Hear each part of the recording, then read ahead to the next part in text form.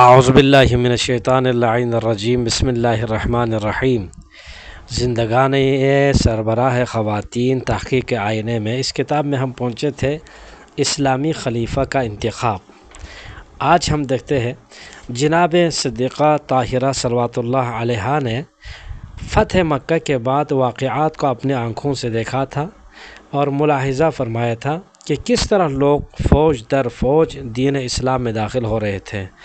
اور پورے جزیرہ عرب پر اسلام کی سرداری و سلطنت چھا گئی تھی، اور عنقریب پوری دنیا پر اسلام کا غلبہ ہو جائے گا اور انسانیت اسلام کے سائے اور اس کی حکمت عملی کے تحت انواع و اقسام کی نعمتوں سے مالا مال ہو جائے گی۔ سب سے حسین و جمیل منظر جو جناب سیدہ صلوات اللہ علیہا نے اپنی آنکھوں سے دیکھا وہ کفار قریش کا جو بڑی دولت و بڑی ذلت و رسوائی اور حقارت کے ساتھ مجبور ہو کر دین اسلام میں داخل ہونا تھا، جبکہ یہی لوگ چراغ اسلام اور نور الہی کو گل کرنے کے درپے تھے، اور انہوں نے رسول خدا صلی اللہ علیہ وآلہ وسلم سے بڑی سختی شدت سے جنگ و جدال کے کسی پہلو کو نہیں چھوڑا تھا۔ طرح طرح کے ظلم و ستم رسول اسلام صلی اللہ علیہ وسلم اور مسلمانوں پر ڈھائے تھے، فوج پہ فوج اور لشکر پر لشکر جمع کر کر کے رسول خدا صلی اللہ علیہ وسلم سے ٹکرائے تھے، یہاں تک کہ اللہ نے اپنے رسول کو علانیہ فتح و نصرت عطا فرمائی اور کفار و مشرکین مکہ کو ذلیل و رسوا کر دیا۔ خانہ خدا بتوں کی کثافت و خباثت سے پاک ہوا اور مسجد الحرام کے اطراف سے اللہ اکبر کے فلک شگاف نعرے بلند ہونے لگے، اور اس شہر میں کہ جہاں جاہلیت کے خرافات اور بری سے بری سخت رسومات کا بنا ہوا شہر تھا، وہاں قرآنی احکام کی سیادت و سلطنت قائم ہو گئی ہو۔ یہ جناب سیدہ حضرت زہرا سلام اللہ علیہا کی حیات کا زندگی کا بڑا اہم دور تھا۔ آپ نے اپنی آنکھوں سے دیکھا کہ کس طرح آپ کے عظیم پدر بزرگوار نے عظیم فتح و ظفر کے بعد امت کو انحراف و کجی سے نجات دلانے کے لیے بڑے اہم اقدامات کیے، اور اس قدر اہتمام برتا امت گمراہی کا شکار نہ ہو، تاکہ امت گمراہی کا شکار نہ ہو۔ اور وہ اہتمامات کچھ اس طرح سے ہیں۔ رہبر کا انتخاب۔ جناب رسول خدا صلی اللہ علیہ وآلہ وسلم کے بعد شریعت اسلامی میں خلافت و جانشینی بڑی اہمیت اور حساسیت والا موضوع اور محور ہے، اس لیے خلافت و جانشینی حکومت نبی کے دوام اور شریعت کی جاویدانی کی ضمانت ہے۔ اس خلافت کے سلسلے میں نبی کریم صلی اللہ علیہ وسلم کا بھرپور اہتمام آپ کے اس ارشاد گرامی سے آشکار ہے۔ آپ نے فرمایا، من مات ولم یعرف امام زمانہ مات میتۃ جاہلیہ، جو اس حالت میں مرے کہ وہ اپنے زمانے کے امام کی معرفت نہ رکھتا ہو تو وہ جاہلیت کی موت مرتا ہے۔ نبی کریم صلی اللہ علیہ وسلم نے امت کے مسئلے میں جس قدر آپ کے لیے ممکن تھا اتنا احتیاط برتا، کیونکہ آپ امت کے حق میں بڑے مہربان اور شفیق تھے، ان کی مشکلات آپ کو بڑی شاق گزرتی تھی، اس لیے آپ نے امت کی ترقی اور ان کی سطح فکری اور عقلی کو بلند کرنے کی راہ میں بڑی بڑی سختیاں جھیلیں اور بڑے بڑے سخت مراحل سے گزر رہے ہیں، یہاں تک کہ امت اسلامی کو آپ نے کائنات میں تہذیب و تمدن کا سربراہ بنا دیا۔ تو پھر کیا یہ عقلاً ممکن ہے کہ ایسا شفیق و مہربان رسول اس امت کو دشمنوں کا شکار ہونے کے لیے یوں ہی بغیر کسی قائد و سربراہ کے چھوڑ کر چلا جائے گا، جس پر فوج در فوج چڑھائی کا اندیشہ ہو اور دشمن اسے بدبختی کی کھائی میں دھکیل دینا چاہتے ہوں؟ یہ بدترین اور پسترین اور نہایت گھٹیا قسم کی رائے ہے۔ اس سے پس وہم و خیال نبی کریم صلی اللہ علیہ وسلم کے سلسلے میں کیا ہی نہیں کیا جا سکتا کہ آپ ان امور کو یوں ہی چھوڑ کر چلے جائیں گے اور اسے بحران کا شکار ہونے دیں گے، کیونکہ یہ بات اس اسلامی ریاست رسالت مند اہداف و پیغام کے ساتھ بالکل میل نہیں کھاتی، جس نے لوگوں کے درمیان اعلیٰ و اقدار اور عظیم اخلاق و کردار کی نشر و اشاعت کا بیڑا اٹھایا ہے۔ نبی کریم صلی اللہ علیہ وسلم کا اپنے بعد حاکم مقرر کرنے کے سلسلے میں عدم توجہی کرنا، جیسا کہ بعض کہتے ہیں، در حقیقت ان سماجی مرکوزات اور مسلمات اور کو دہا دینا ہے جسے اسلام نے بڑی جانفشانی سے قائم و پائیدار کیا تھا۔ اس عام زندگی کو تہس نہس کرنا ہے کہ جس کو مسلمان گزار رہے تھے۔ یہ بھی طے ہے کہ امت اسلامی نے طول تاریخ میں جن بڑے حوادث و بحرانوں کا سامنا کیا ہے اور طرح طرح کی دشواریوں سے روبرو ہوئی ہے، بلا شک و شبہ اس کی وجہ مرکز وحی اور تنزیل اور خاندان نبوت سے دوری اور جدائی کے باعث ہے، جنہیں اللہ کے رسول نے امت کی ولایت و سرپرستی سونپی تھی، اور از روئے قرآن انہیں خلافت و جانشینی ان کے حوالہ کر دی تھی، لیکن سیاسی مفادات اور ریاست طلبی کے باعث رسول خدا صلی اللہ علیہ وسلم کے اپنے اہل بیت علیہم السلام کے لیے سفارشات اور وصایا نافذ نہ ہو سکی، جو روئے زمین پر اللہ کی طرف دعوت دینے والے ہیں۔ بہرحال امت نے خلافت کو خاندان نبوت سے جدا کرنے کے باعث بڑی بڑی مصیبتیں جھیلی اور طرح طرح کے دکھ درد سہے ہیں۔ جناب سید محمد گیلانی فرماتے ہیں، لوگوں نے منصب خلافت کو ہتھیانے میں ایسا شدید اختلاف اور جھگڑا کیا کہ جس کی نظیر دوسری قوموں میں نہیں ملتی، اور اس راہ میں انہوں نے ایسے سخت رویے اختیار کیے کہ جس کے ارتکاب ہی سے آج ہمیں گھن آتی ہے۔ نتیجہ یہ نکلا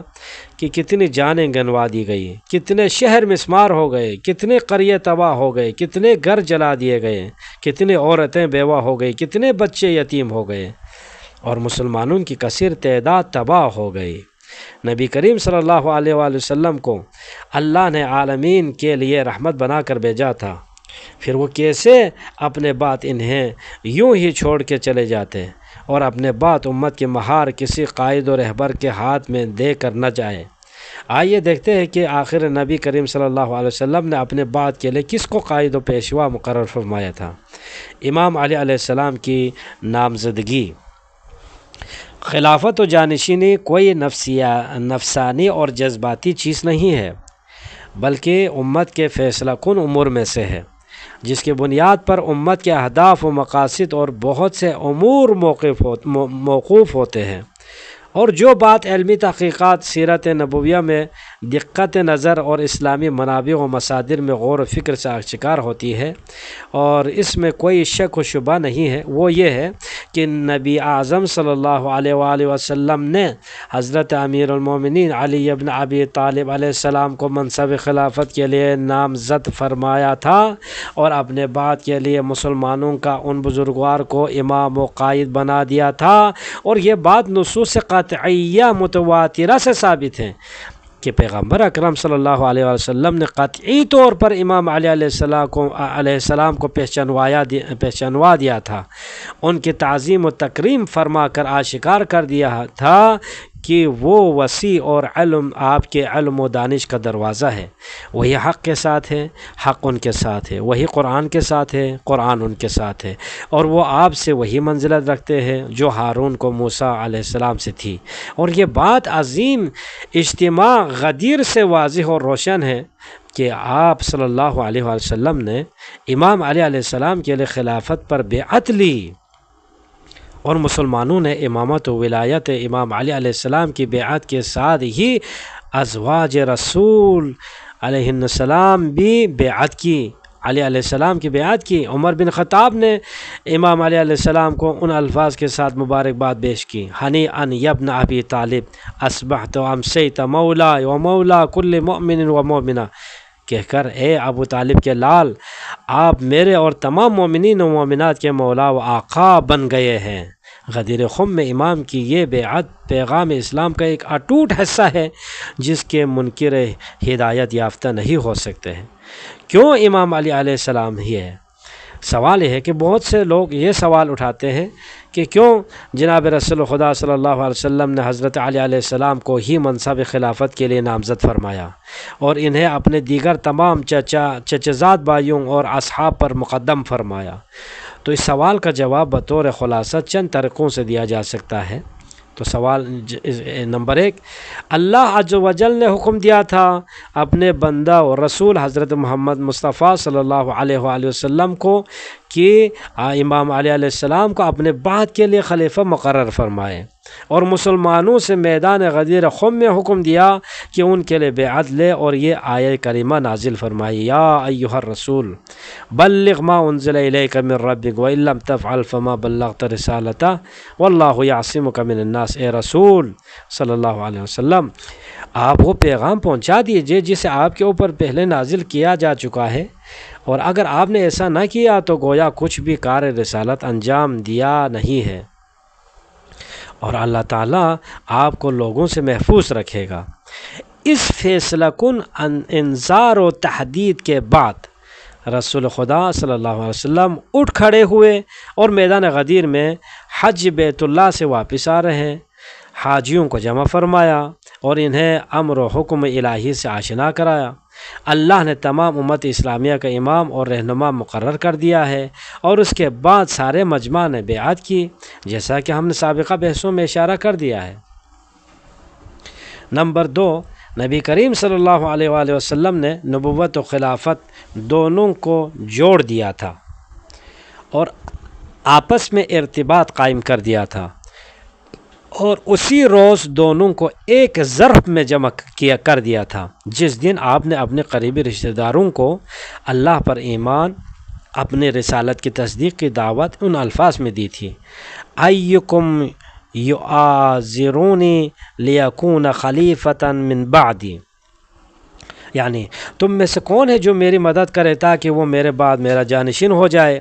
تو کسی نے بھی رسول خدا صلی اللہ علیہ وسلم کی آواز پر لبیک نہیں کہا سوائے امیر المومنین علی علیہ السلام کے، جبکہ وہ کم سن تھے۔ تو پیغمبر نے ان کے ہاتھوں کو تھام کر لوگوں کو مخاطب کیا اور فرمایا، ھذا اخی و خلیفتی فاسمعوا لہ واطیعوا، یہ میرے بھائی، میرے خلیفہ اور جانشین ہیں، ان کی باتوں کو سنو اور عمل کرو۔ خلافت کے مسئلے میں نبی کریم صلی اللہ علیہ وسلم کا اہتمام صرف آپ کی عمر کے آخری حصے میں نہیں تھا، بلکہ اسلام کے جاویدان پیغام کے آغاز کے روز سے بھی امام علی علیہ السلام کے جانشین و خلافت کی نشاندہی کر دی گئی تھی۔ جواب نمبر 3، نبی کریم صلی اللہ علیہ وآلہ وسلم نے بڑی باریک بینی اور دقت نظر سے اپنے خاندان والوں اور اصحاب کو پرکھ لیا تھا، ان میں سے کوئی بھی اس بڑے منصب کے لائق سوائے امیر المومنین کے نہیں تھا، جو کہ آپ کے اوپر ایمان لا چکے تھے، اور انہوں نے آپ کی رسالت کی گواہی بھی دی تھی، آپ کی دعوت پر لبیک بھی کہا تھا، اور ان کے قیمتی اہداف و مقاصد سے خوب اچھی طرح آشنا تھے،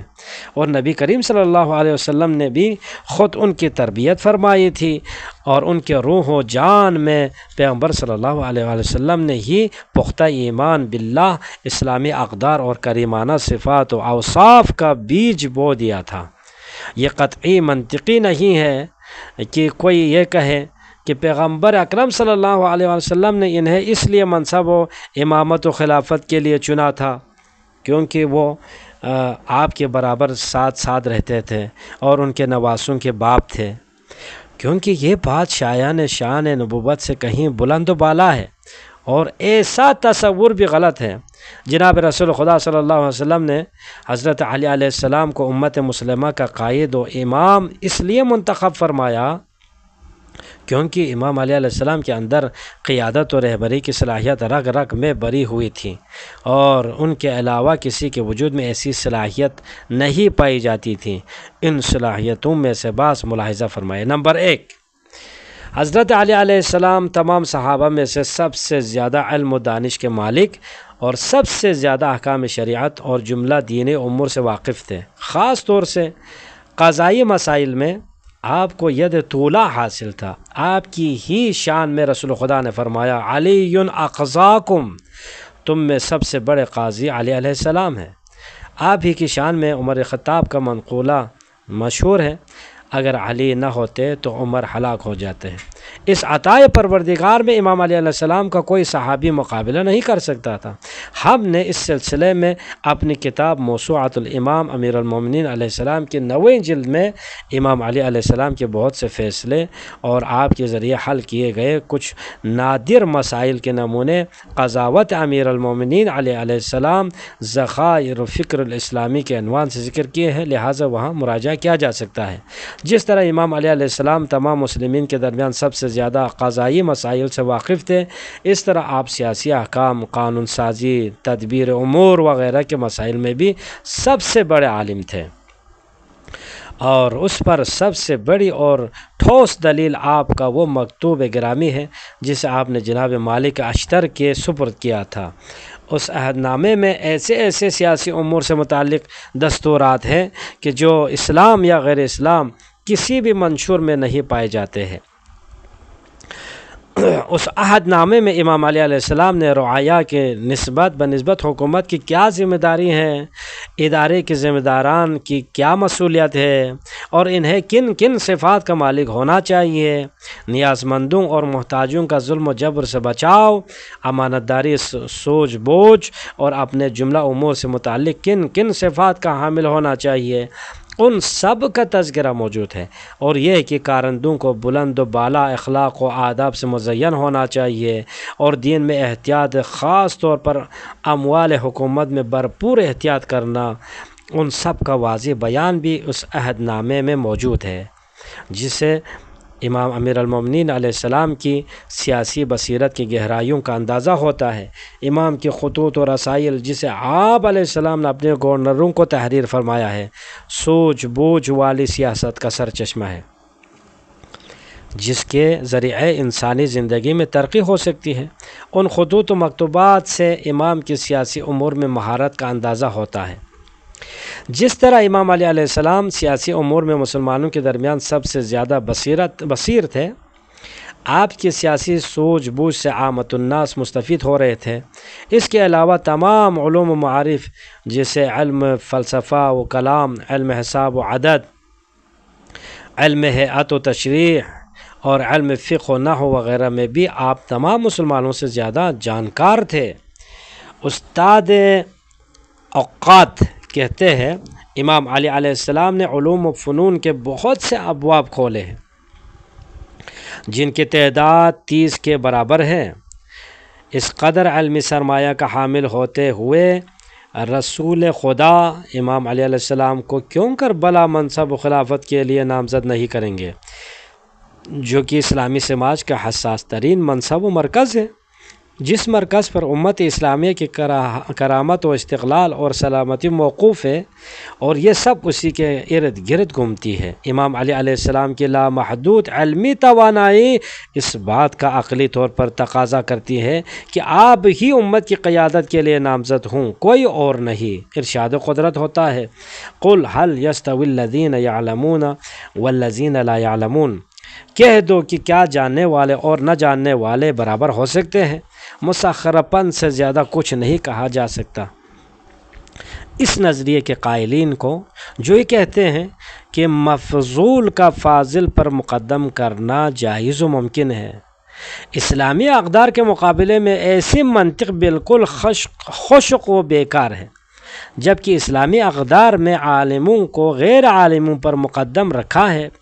اور ہمیشہ ان کی عظمت و منزلت کا قصیدہ پڑھا ہے، اور یہ ایک طبعی و قدرتی بات ہے کہ جب ایسے بزرگواروں کو ان کی جگہ سے ہٹا دیا جائے گا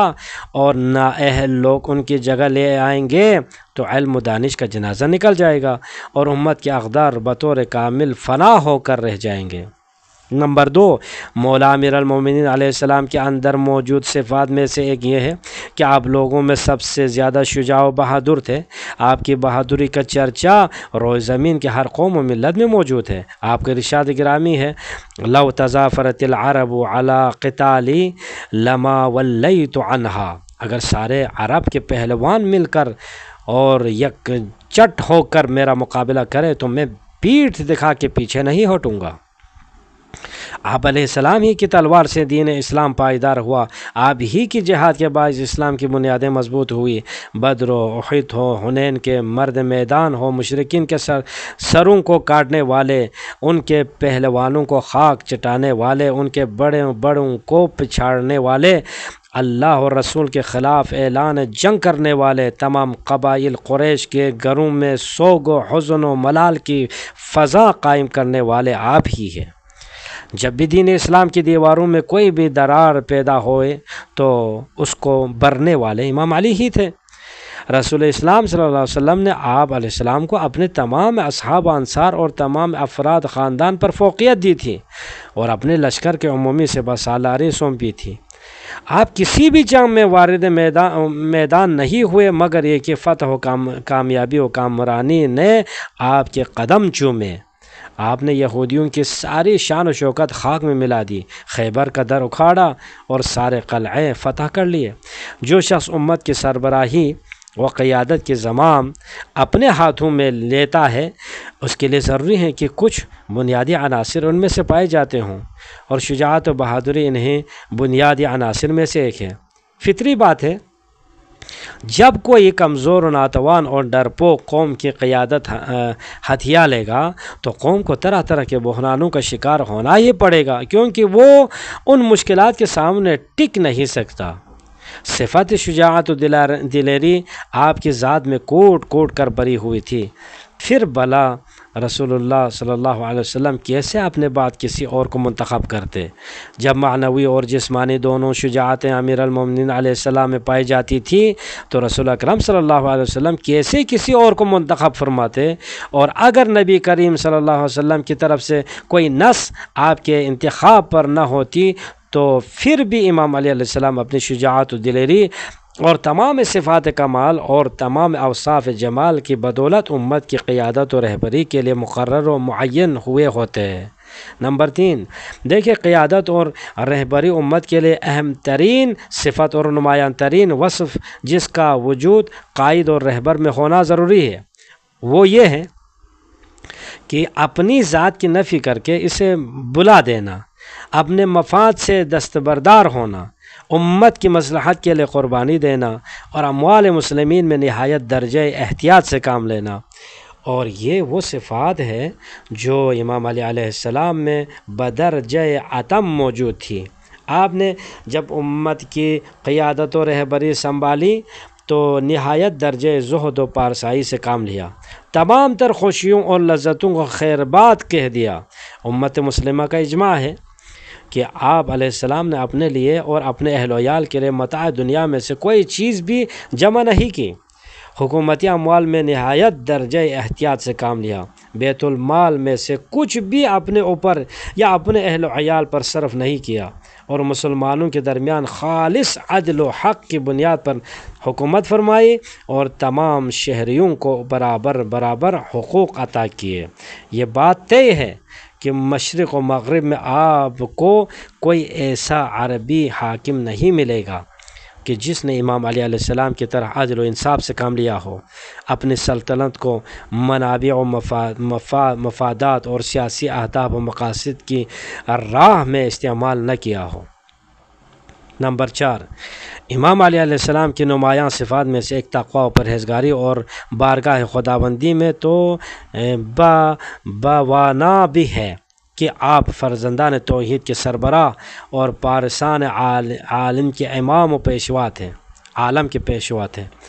آپ ہی کا ارشاد ہے، واللہ لو اعطیت الاقالیم سبعۃ بما تحت افلاکها ان اعصی اللہ فی نملۃ اسلبها جلب شعیرۃ ما فعلتہ۔ خدا کی قسم اگر مجھے ساتواں اقلیم کی حکومت، 7 اقلیم کی حکومت سونپ دی جائے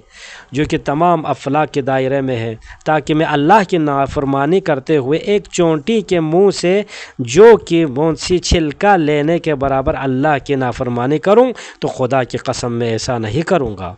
اور امت کا اس بات پر اجماع ہے کہ جناب امیر المومنین علی علیہ السلام اپنے چچا زاد بھائی جناب رسول خدا صلی اللہ علیہ وسلم کے بعد سب سے بڑے داعی اور اللہ کی طرف دعوت دینے والے تھے۔ آپ کے تقوی و پرہیزگاری کے جملہ مظاہر میں سے ایک نمایاں نمونہ یہ ہے کہ آپ علیہ السلام نے شورائے عمر ہی میں عبد الرحمن بن عوف کی طرف سے خلافت کی پیشکش میں یہ شرط رکھے جانے پر کہ آپ کو سیرت شیخین پر بھی عمل پیرا ہونا پڑے گا، یہ کہہ کر انکار کر دیا کہ آپ علیہ السلام کتاب خدا اور سیرت رسول خدا اور اپنے ثوابدید سے کام کریں گے۔ اگر امام علی علیہ السلام خلافت کے لالچی ہوتے تو آپ فوراً اس شرط کو مان لیتے اور پھر اپنے طور سے حکومت چلانے، اور اس کے بعد عبد الرحمن بن عوف اعتراض بھی کرتا تو اسے گرفتار کر لیتے یا جلا وطن کر دیتے، جیسا کہ عمر نے بعض اصحاب رسول صلی اللہ علیہ وسلم کے ساتھ ایسا سلوک کیا۔ تاریخ انسانیت نے اپنے تمام ادوار میں امام علیہ السلام جیسا متقی و پرہیزگار اور تمام تر